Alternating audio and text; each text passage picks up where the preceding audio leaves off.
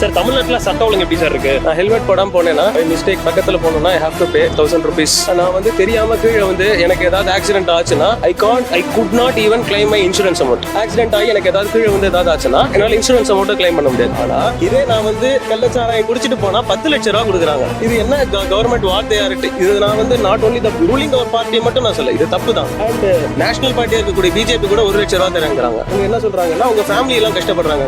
ராணுவத்தில் இறந்த உங்க ஃபேமிலி தானே கஷ்டப்படுறாங்க. அவங்களுக்கும் அதே கஷ்டம். அவங்க ஏன்னா ராணுவத்துக்கு கொடுக்குறாங்கன்னா அவங்க நிஜமாவே தியாகம் பண்றாங்க. அவங்களுக்கு எல்லாம் என்ன கொடுக்குறாங்க? சார் இதுவே திமுக என்ன சொல்றாங்க, மற்ற ஸ்டேட்ல இது மாதிரிலாம் நடக்குது, லிக்கர் சாப்பிட்டு வந்து இறக்குறவங்க இருக்கிறாங்க, கொலைகள்லாம் நடக்குது, தமிழ்நாட்டை அந்த மாதிரி காமிக்காதீங்க, இந்த ஒரு விஷயத்தை வச்சுட்டுங்கிறாங்க. நான் வந்து டாக்ஸ் பே பண்றது வந்து ரோட் டாக்ஸோ இல்ல நான் வந்து ஃபைன் கட்டுறதோ கர்நாடகாக்கோ நான் மகாராஷ்டிராக்கோ யூபிக்கோ நான் வந்து வெஸ்ட் பெங்காலுக்கோ நான் கட்டலையே, நான் தமிழ்நாட்டில் தானே இருக்கேன். சார் நான் ஊர் சரியில்லைன்னு சொல்றதுக்கு முன்னாடி முதல்ல என் வீடு சரியா இருக்கான்னு பார்க்கணும் சார். என் வீடே சரியா இல்லைன்னா நான் ஊரை போய் சொல்லி என்ன பண்ண போறேன்?